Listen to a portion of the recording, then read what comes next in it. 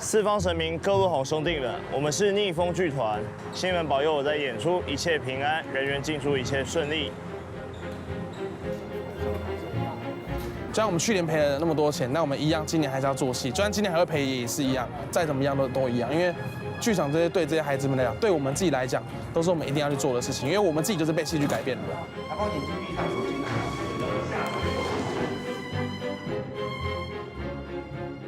今年我们回归我们原本的初衷，把我们的故事在舞台上让大家看到。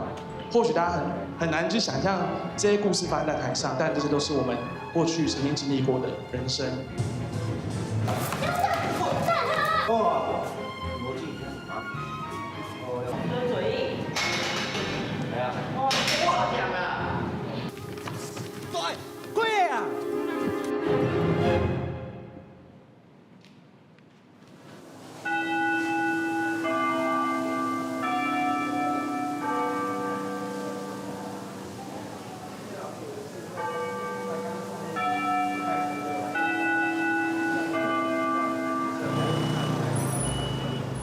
我是逆风剧团的团长伟盛，我今年22岁。然后呢，我从18岁创立逆风剧团到现在已经第4年了。今天回来演讲，来跟学弟妹分享自己这一路的转换跟改变。我可以停里面吗？现在几点53分。迟到多久？我说我会晚10分钟，因为我说晚10分钟，可能都会晚20分钟。事情比较多了，对，晚上比较晚睡，对，因为陪伴少年，对，时间都是随时对24小时 on call 的。昨天啊，也不是借口啊，但就是比较麻烦，就是我们昨天有个少女，晚上半夜就是有点问题，刚刚逼他们去上学，他们本来不想去上学啊，把他们逼去上课。今天伟盛受到当年士林国中生教组长的邀约，回到母校和学弟妹分享一路走来的心路历程。老师甚至还穿着逆风剧团的团服，用行动支持当年自己最疼爱也是最头痛的学生。那时候记得都写那个悔过书啊，人非圣贤，孰能无过？你写了几张悔过书？我记得就一次喝酒的嘛，然后一次是把那个铝箔包放在那个公车站。那时候我们就很屁啊，我们就买一堆铝箔包，跟那个什么番茄酱，去拿一堆 7的番茄酱，跟一堆饮料，就把它摆在公车站一整排，然后公车过来会把它全部碾爆这样子。然后反正后来我记得那时候不知道怎么样，有个老师过来骂我们，然后我还呛他，反正弄不知道什么就啊，那时候我好像把那个照片放到无名小站上面去，然后被人家检举，然后那时候就通知组长，然后那时候我就被叫过去，我就被骂。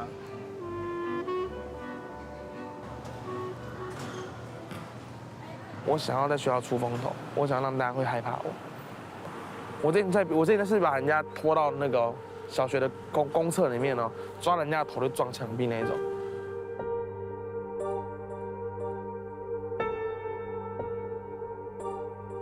什么样的事情让我走回来？很大一个原因是因为我看到我生活周遭的朋友，这是我国中最好的兄弟，他砍人，那时候因为砍人他被关。然后他在前年，他因为开枪，他关出来了。前年他因为开枪杀死人，然后他进到成人监狱。然后这是我国中给我第一根烟的朋友，他国中连自己的毕业典礼都没有参加到哦，他要进到少管所，少管所之后去到感化院，感化院完之后进到安置机构。如果我的人生继续混沌下去，我不是坐牢就是死掉，所以我要找到一个我活着的事情。什么样的感觉让我真的觉得我真心感受到我自己活着呢？我高中2年级的时候接触到了戏剧，在舞台上谢幕的时候，告诉我自己一件事情：我在我18岁那年，我要成立一个剧团，我要让那些跟我一样的小孩，那些跟我一样的青少年，都能够因为戏剧能够改变。伟盛透过戏剧找到自信，过去的他也曾经彷徨迷失方向，现在的他更能用过来人的身份，带着逆风的孩子们走向正轨。我帮你们每个都处理过不好事情。对啊，我说你没有吗？没有，你拿给他拍一下。我看什么？不是啊。赶紧你们至少在电视里面演的让我有点面子，好不好？不要一直笑。过来，我抓抓。因为我以前这年纪的时候，我也都一直呛带我的因果轮回，你知道吗？因果轮回。有没有后悔？啊，不会啦，就是有时候会。不会啊，他们其实都很乖啊，该认真的时候都会认真。有时候严肃的时候，他们就会认真听。现在是玩的状态，每个状态不一样。快点，睡。哎，你要陪我们上去哦，陪不上去，好。啊，你不会坐一个电梯哦？算了，对，快打掉。林柏成。逆风剧团它是全台湾一个很不一样的剧团，因为我们并不是以表演为主要目的。然后我觉得我们很肯定的事情，这是孩子们的第二个家。因为其实，在我们这个年纪的时候啊，我们会想要很多的归属感，所以这些孩子们他们可能没有剧团的空间的话，他们可能的归属感可能会建立在帮派，所以我们需要能够去避免这些事情。我们最大的目的就是让他们脱离过去的生活圈。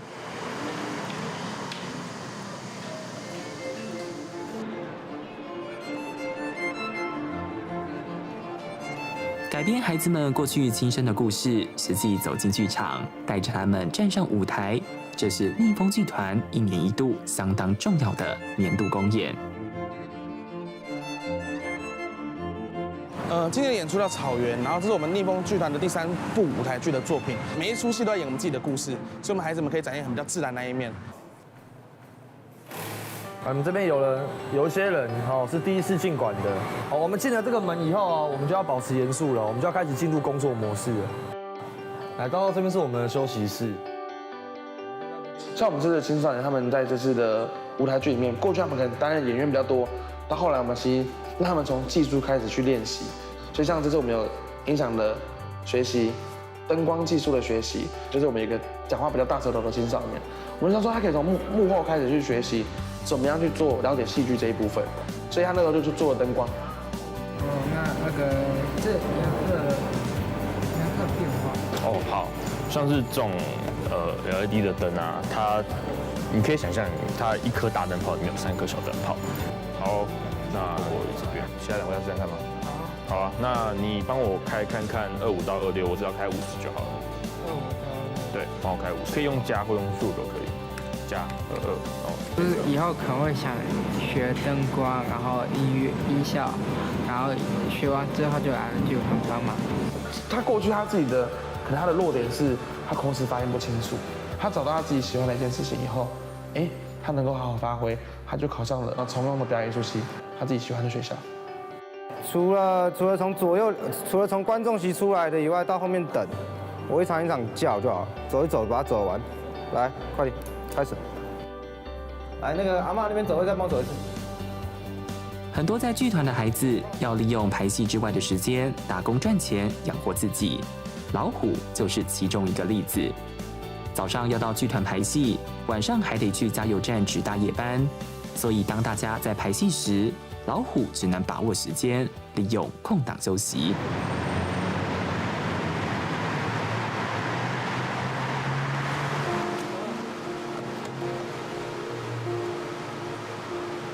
早午班的薪水是162，然后大夜班会加25块，所以等于是187块。这数字蛮适合我的，187。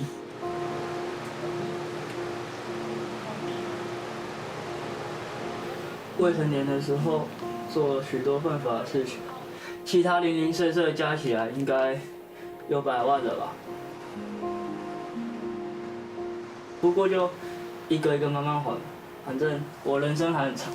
不怕还不起，就当自己是买一台法拉利或者是什么名车，然后被人家砸了这样。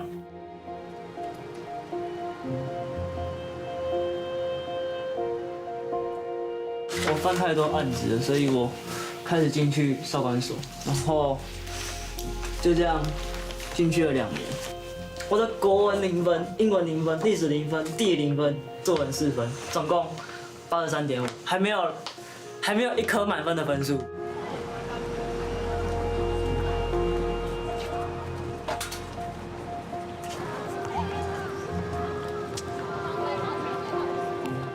第一次回来母校讲事情，格外的紧张，比之前在其他学校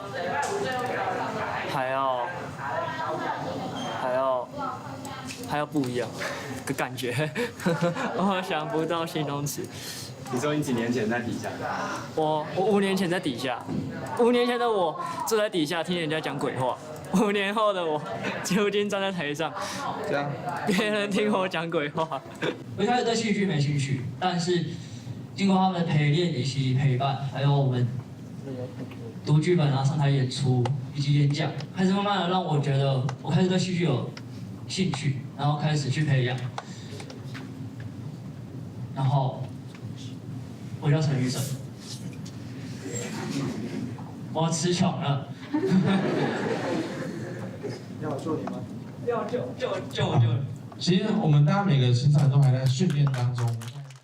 他能够在这上面侃侃而谈，事实上已经是很大的进步。讲真的，以过去来讲的话，对，睡觉跟醒来就是1/2，讲话是有没有必要才会发生的事情。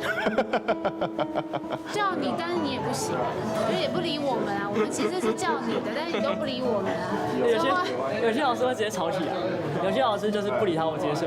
我觉得今天真的是非常的意外哎，对。然后发现，因为他以前也是因为都在睡觉，然后神话一哥嘛，所以都是没有。就是今天我觉得他可以侃侃而谈，谈着他的自己，而且他甚至可以在大家面前很放松的承认他自己的状态。我觉得这真的是很不错、很厉害的地方。加入逆风剧团之后，我从小就没有什么家的感觉，真的有让我感觉到一个家的感觉，有被在乎的感觉。我现在感觉到的在乎是一种被关心的在乎。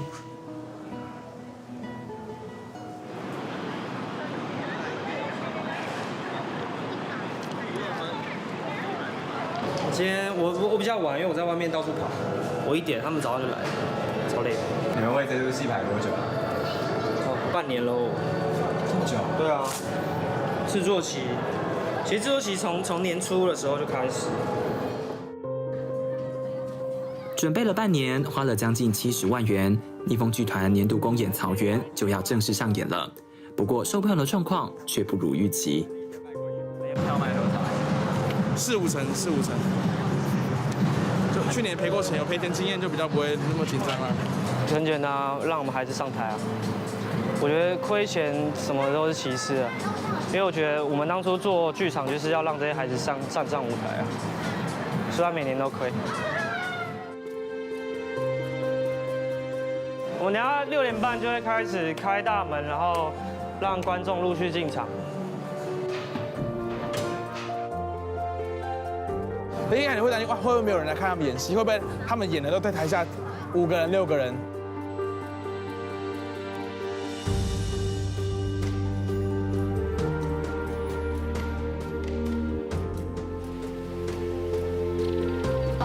不管他过去如何，我都觉得说今天他们能够走到这里，我们不只是用口号来支持，我们要用行动来支持。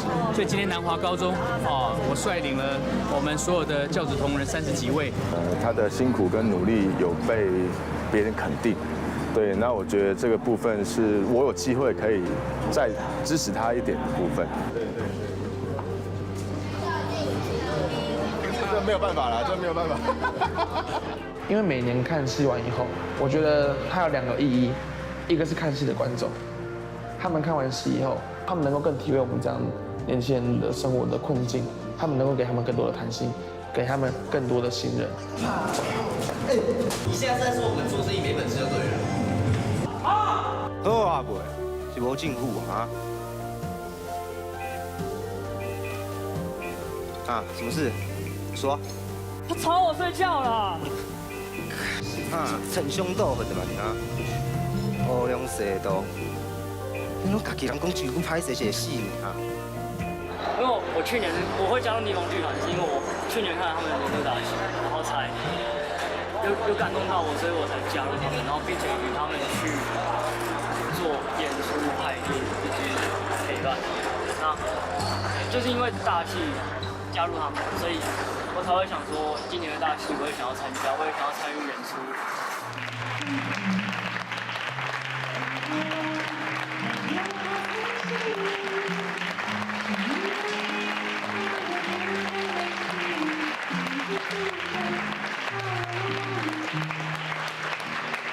们在这个地方，在剧场，它有一种魔力，它可以让每一个孩子都能够拥有自信。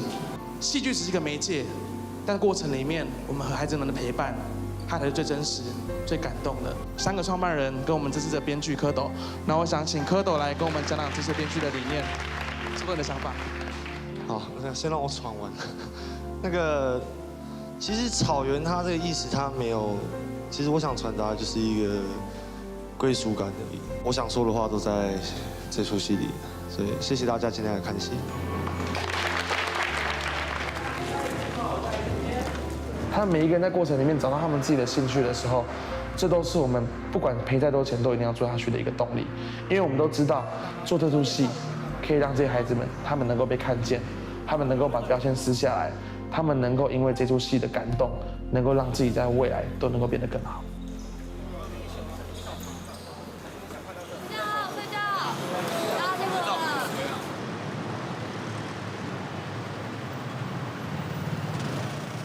因为我其实一直以来都观察到一个现象，因为包括我自己也是曾经是这样的青少年，观察到一个现象是，青少年发生最多问题的时间都在半夜。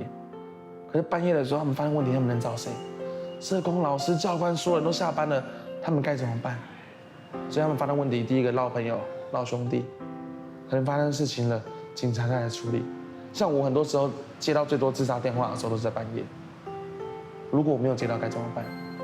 如果半夜这些孩子们打电话过来说他们发生问题、发生危险了，没有人能够去解决，是不是这件事情就会变成你隔天新闻上看到的一个社会新闻？在深夜的时间，我们去找那些流落街头的孩子，让他们都有个地方能够盥洗、能够吃饭、能够好好睡一觉。所以我们透过这样的方式，其实找到了更多暗处的孩子，而这些暗处的孩子，都是这个社会缺口所接不住的孩子。剧团试图找到社会当中的缺口，提供他们吃饱、温暖、睡觉的家。林林总总所有的支出加起来，每个月就要超过20万元。而这些钱对3个仅仅20多岁的创办人来说，确实是相当大的负担。那时候刚创的时候，我在 7 上班啊，打工的钱就是一直投进来。当天创了几年了？4年了吧？4年还剩600块。对啊，之前最惨剩4块。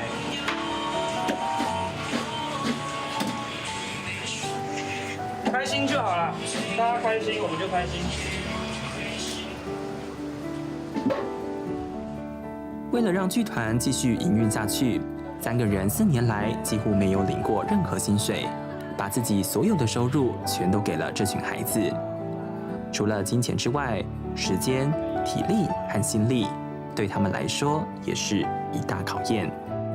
24小时？没有，基本上我们上下班是有的，就是我们眼睛是睁开的时候就是上班，眼睛闭起来的时候就是下班。对，最近我们消费时间比较短。对啊，看那些消费怎么样？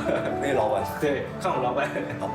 要和少年们建立如此紧密的信任关系，除了要感同身受之外，其实对伟盛、伟志和蝌蚪来说，这些孩子就是自己过去的缩影。打架啊、砍人啊、斗殴，他们都有，多多少少。对啊，他们就是比当年再乖个5倍的我们吧。我们当年大概比他们坏5倍。所以基本上来这边的孩子，几乎所有的状况，要么是我发生的，要么是他发生，要么是伟盛发生。所以其实，在对应不同状况下，我们自己都有自己的故事可以去做分享。为了能够帮助更多的孩子，伟志大学时期选择就读社福系，希望利用自身专业解决孩子们的问题。而逆风剧团创团将近4年的时间，至今已经有超过40个团员，多年来总共影响以及改变了超过上百名的学生。他们3人把自己过去接受过的帮助与关心，现在转换成自己的方式，奉献给了这群孩子。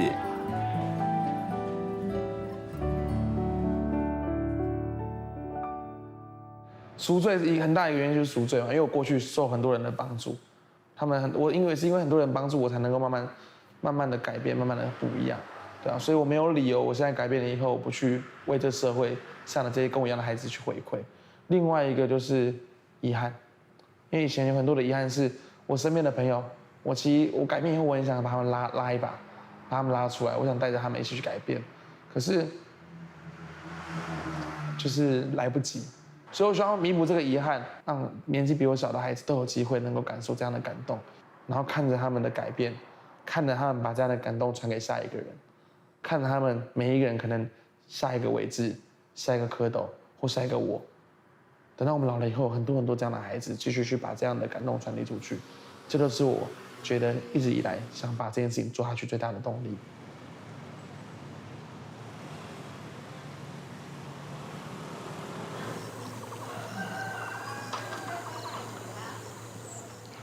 结束了年度公演，逆风的环岛之旅就此展开，包括了剧团当中3位少年在内，一行11人从台北出发，展开为期2个月的环岛之旅。这一站就来到了台东少管所。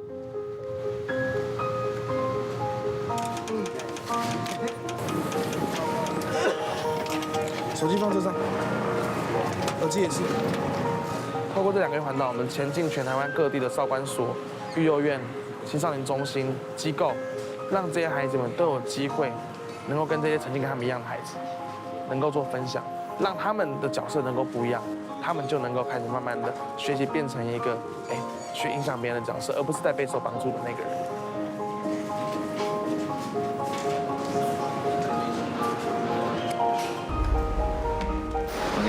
我叫蔡贵啊，然后我现在18岁，我那时候小6犯罪，就是偷人家的钱，然后就被送进北关，就是台北少管所，然后最主要我只有在里面2个月，但是我在里面也是一直被霸凌，我不知道你们有没有被霸凌？因为切到进来，因为偷车，然后偷车，单车，对，在分享自己的故事的时候，是让我觉得真的很开心。所以我们一样，像我之前刚刚讲，礼拜5，我们大家一起来做一出戏，属于我们自己的故事，属于我们自己的戏。这次前进台东少管所，伟盛他们从最基础的肢体训练、脚本撰写开始，透过戏剧培训的方式，让逆风少年以过来人的身份，和台东少管的孩子进行另类的戏剧交流。只要在少管所待超过1拜，再闻到那个气味，就是很熟悉啊。分享出来后的经验吧，对啊，因为毕竟他们都比我小一点，还是跟他们讲一些人生经验，不然出来就会跟不上啦。为期5天的戏剧培训，孩子们从过去从来没有接触过戏剧，到最后能够勇敢自信地站上舞台，短时间内巨大的转变，不止孩子们自己坐在台下都感动流泪，连少管所的典狱长、社工师也感到十分欣慰。今年18岁，我的梦想是当一个职业军人。我的梦想是从这里出去，我在学校。这趟环岛旅程，它就是像一场公路电影一样，让孩子们去分享生命，让他们从原本都是被社会帮助的人，他们可以变成可以改变这个社会的人。好了，差不多就好了。是这样，是这样。男生不要这样，男生啊 ，OK， 一起做一个，好不好？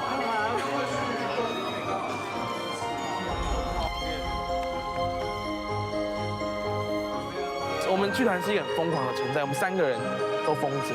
只要一个孩子他说他想改变，他想变好，我们会花尽所有心力帮助他。